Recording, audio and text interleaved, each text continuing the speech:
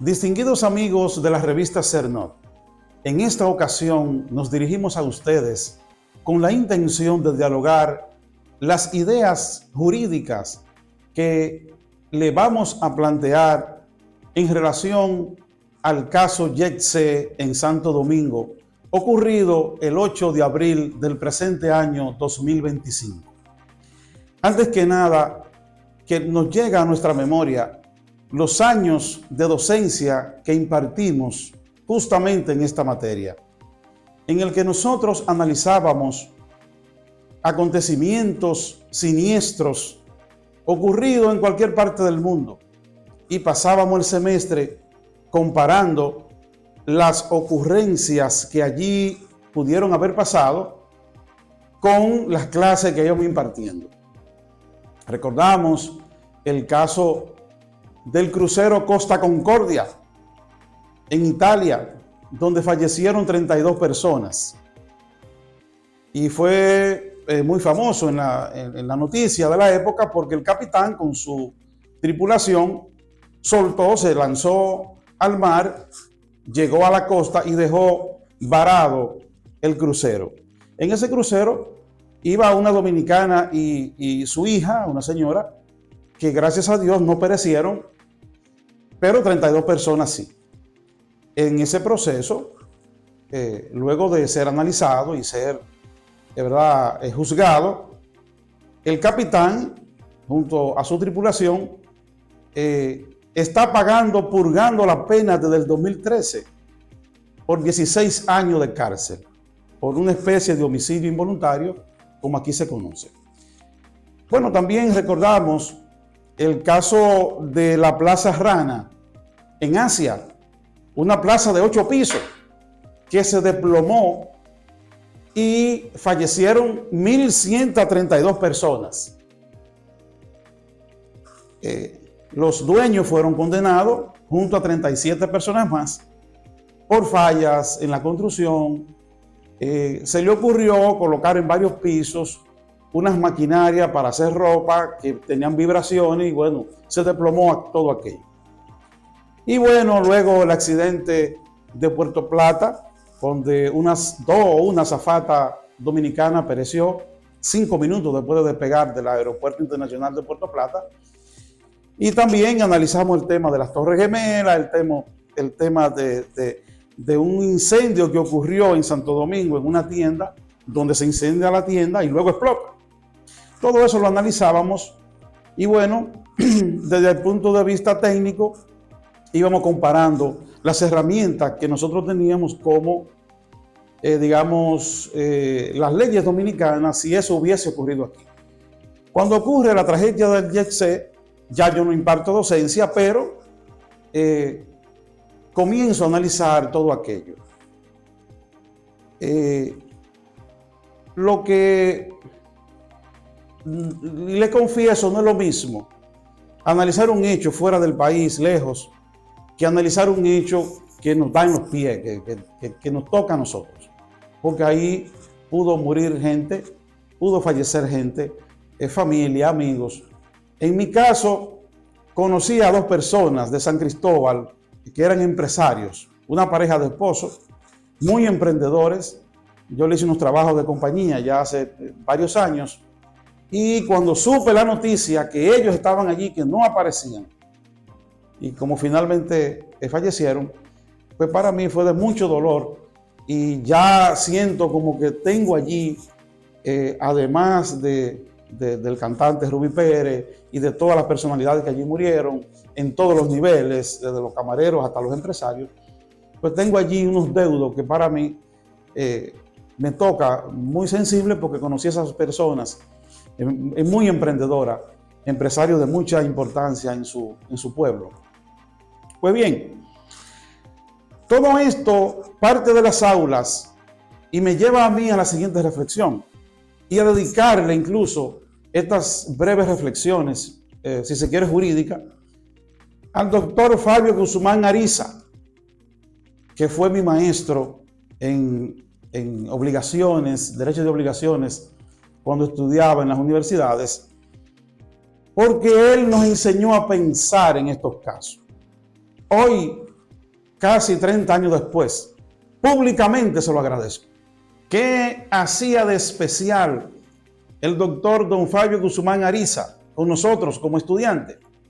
Que luego de habernos dado una unidad X de estudio, nos decía a los 70 alumnos, supongamos que estuviésemos ahí, quienes estaban en capacidad de colocarse como abogado demandante de lo que él había expresado, y supóngase usted que se hubiesen parado 15 estudiantes de 70, y cualquiera de esos 15 él le iba a preguntar y respondían, porque ellos se sentían en capacidad de responderle y de ponerse como abogado de la parte demandante. Luego él le decía a esos 15 alumnos, de ustedes, ¿quién están en capacidad de ponerse en el lugar del demandado y defenderse? Entonces se sentaban 7, 8 alumnos y quedaban 6, por ejemplo. Cuando esos 6 alumnos explicaban, se colocaban en lugar del demandado, entonces le decía a esos 6 alumnos, y ustedes, 6, ¿quiénes están en capacidad de juzgar el proceso y emitir un fallo como juez? Se sentaban 4, regularmente quedaban 2 de pie. Esas 2 personas tenían la opción de responder en el momento, o al otro día, o cuando hubiese clases nuevamente, traer su sentencia. Entonces, cuando esto ocurre del Jet-Set, vemos un cóctel. Me llevó a mí a esa época de estudiante. Entonces, vemos un cóctel jurídico. Vemos una comisión presidencial que se designa. Vemos el actuar del Ministerio Público, que conforma una especie de fiscales investigadores. Vemos un abogado en el escenario que, según dicen, cobra una alta suma de dinero representando al propietario del inmueble desplomado. Tenemos allí un señor amigo de las más altas instancias del poder. Entonces, nos preguntamos nosotros, y quizás aquí entremos en materia, ¿es válida esa comisión presidencial? ¿Y es válido ese conjunto de fiscales que están investigando para obtener una sentencia mañana en la que obligue y ate al juez a los hechos realizados conforme se le plantea? Pues no. Esa comisión presidencial, que por demás tiene un encargo, según veo en la prensa, que tiene que dar un informe en 3 meses. Y una ayuda estatal que se va a dar a los que las necesiten hasta 6 meses. O sea que después de 3 meses, ya la comisión sale, se rinde el informe, después de 6 meses se terminan las ayudas, y queda allí, se les brinda a la población que ese resultado sería, conjuntamente con lo de los fiscales, el que iría a producir una sentencia sobre el proceso. Y me permito disentir, ni los abogados que llevan el proceso, ni las víctimas pueden confiar en esas comisiones.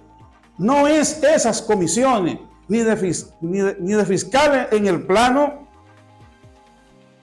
de responsabilidad civil, ni esa comisión en el plano de lo que pudo allí pasar. ¿Por qué? Porque nosotros tenemos una ley que es la 146-02 de seguros privados en la República Dominicana. Y resulta que en el cóctel que le hablé, jurídico, sale el señor propietario diciendo, afirmando que ese lugar estaba asegurado. Por consiguiente, es en el campo de los seguros que debe debatirse lo que allí ocurrió en términos de daños estructurales y demás cosas. ¿Qué dice la ley 146 de seguros de la República Dominicana? Que está sustentada, dirigida y orientada por la Superintendencia de Seguros. O sea, nosotros no solo tenemos una ley para catástrofes de este tipo, para siniestralidad de este tipo, sino que tenemos un órgano rector que controla, dirige, supervisa y le da vigencia a esa ley, al cumplimiento de esa ley. ¿Qué dice el artículo primero de la ley 146 de seguros de la República Dominicana? Letra ñ.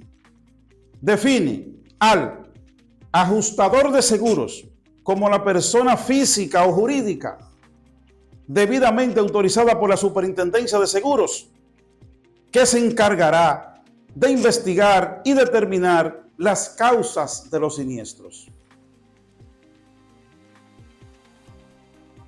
¿Qué más le digo sobre este aspecto?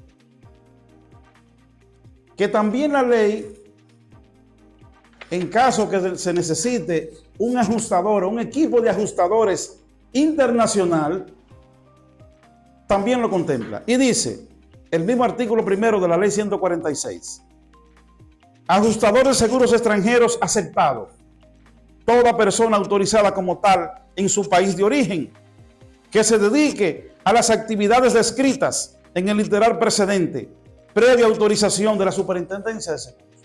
Por eso ustedes ven en el plano internacional que hay 5, 6, 8 o 10 compañías de ajustadores internacionales que dan servicio en su país y que son expertos internacionales.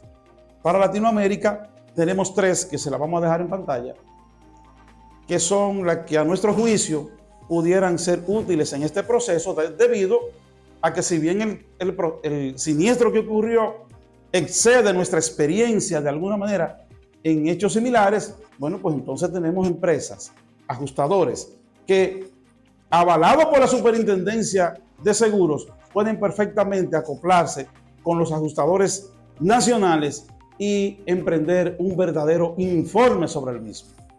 Entonces, ese informe presidencial sí es válido cuando el Ejecutivo detecta o detectare que hubiesen situaciones ajenas que le atañen a la seguridad del Estado. Y lo mismo digo que con el Ministerio Público, si hay un delito envuelto, varios delitos, bueno, ya ese es un tema que debe tratarlo el Ministerio Público. Pero cuando se trata de colapso como este, para determinar las causas, lo que ocurrió, usted me dirá, bueno, y son los ajustadores expertos en todas las áreas. Sí, pero también ellos pueden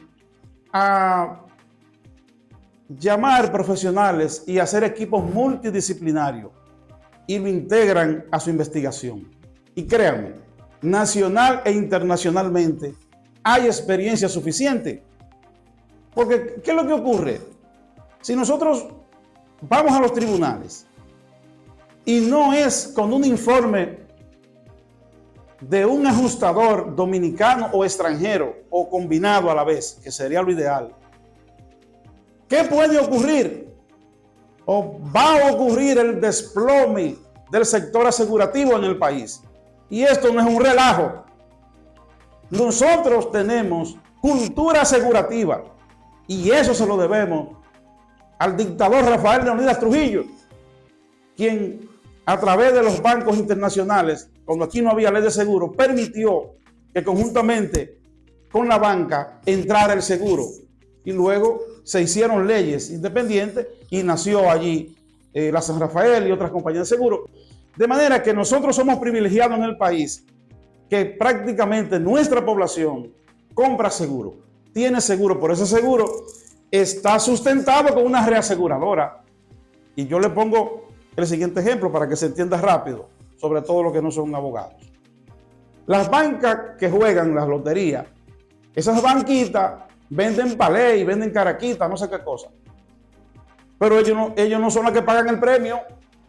El que paga el premio es un mayorista de números que tienen el capital suficiente para eso. O sea, el dueño de la banca, si vende un palé de $1, quizás se gana 10 pesos, 20 pesos, no sé, no entiendo ese negocio. Pero es un porcentaje de la venta de ese premio que vende. Y el que tiene el capital, entonces paga cuando sale el premio. Pues pasa lo mismo en seguro. Las compañías de seguro contratan incendios, seguros de vehículos, full, lo que fuere. Y ellos, del dinero que cobran, se ganan una parte y otra parte, la ley lo obliga a subcontratar ese contrato de póliza con una reaseguradora regularmente internacional. Entonces esa reaseguradora es la que paga el 70 al 80% de la siniestralidad. Por eso en nuestro país, cuando ocurren básicamente ciclones, mangas de viento, que se afecta a la industria nacional, no pasa nada porque las reaseguradoras vienen y pagan. Y nuestro parque industrial está sustentado en esa aseguratividad que a su vez está segura con las reaseguradoras internacionales. Todos los supermercados que ustedes ven y todas esas grandes tiendas, las grandes clínicas, las maquinarias que usan las clínicas para sus diferentes actividades médicas delicadas, son máquinas internacionales que vienen con un seguro internacional reasegurado. Imagínense que a nosotros se nos ocurra en esta situación obligar a una aseguradora o reaseguradora y que se emite una sentencia en estas condiciones con una comisión presidencial que no tiene que ver nada con seguro y con un equipo de fiscales que no tiene que ver nada de seguro y lo obliguemos a pagar. ¿Qué va a pasar? Que esas reaseguradoras internacionales se van a retirar de este país y nosotros nos vamos a quedar frenando en el aro. Y yo creo que el empresariado, yo me imagino que no es tan tonto para permitir una cosa como esta. Ni las autoridades tampoco, ni los jueces tampoco. Que yo apuesto mucho a que la preparación de nuestros jueces en este nivel es muy alta. De manera que quería expresar eso muchas veces con cierto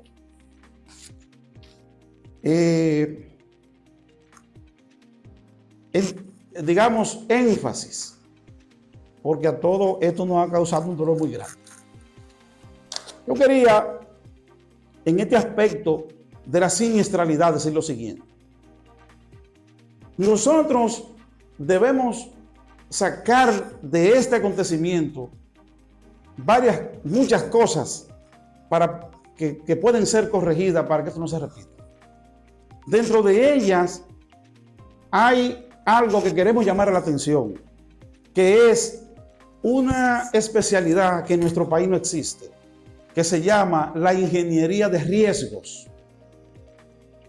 Nosotros tenemos muy buenos riesgos, nosotros tenemos muy buenos ingenieros civiles, pero no tenemos ingenieros expertos en riesgos. ¿Qué significa eso?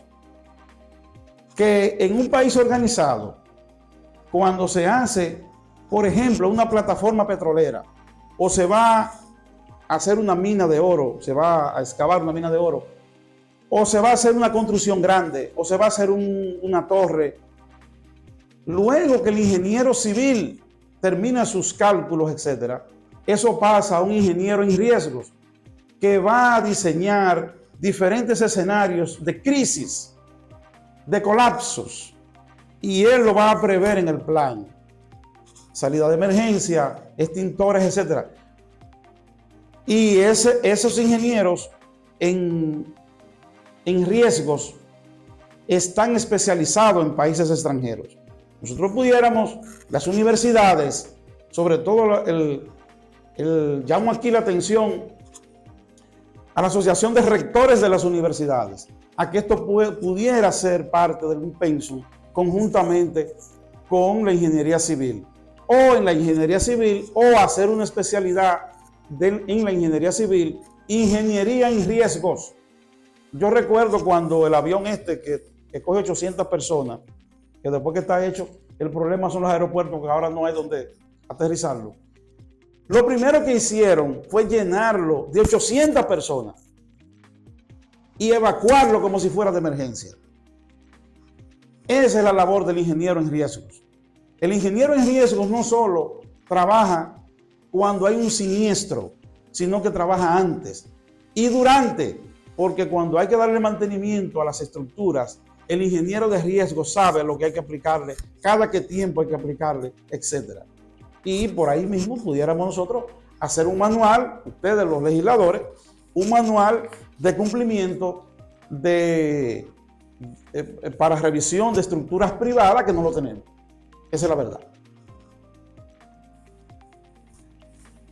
Finalmente,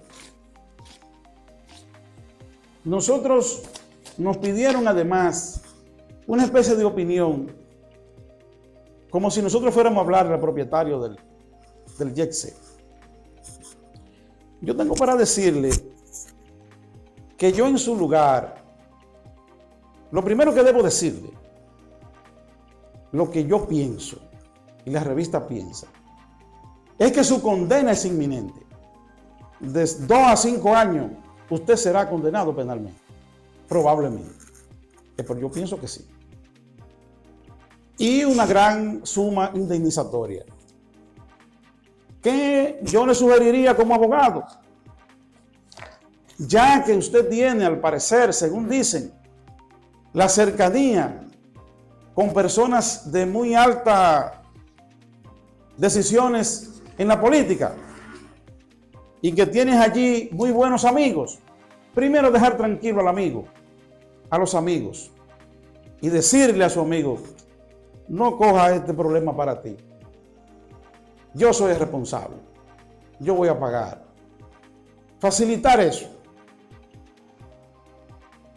Pagar en el aspecto penal lo que corresponda y pagar en el aspecto civil poniendo su capital en blanco y negro, o sea, abrir el libro de su capital.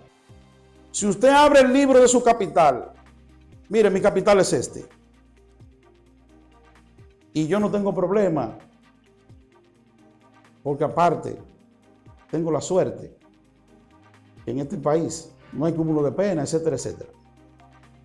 Me voy a reflexión a lo que me impongan y este es mi capital, el que sea, el verdadero. Yo pienso que ahí entraría la racionalidad de los demandantes, de la sociedad, que estamos muy inconformes hasta ahora con su posición. Y pienso que las cosas pudieran para usted ser otra. Y ese dinero que supuestamente, con todo el derecho del mundo de pagárselo a que usted quiera, pudiera muy bien servirle a muchas de esas víctimas que han tenido que hacer préstamos para pagar placas y cosas. Lo dicen ahí en la serie de las mismas víctimas. En todo caso, esto es un consejo de la revista de muy buena de muy buena fe para cerrar este asunto. Este es un consejo jurídico de lo que pensamos en la revista para atenuar un poco el dolor, la angustia, la tragedia en la que todos estamos metidos. Porque no hay palabras para describir esto. Cuando se te va un cantante, un hombre cabal, un artista que nos representó, que nos fue orgullo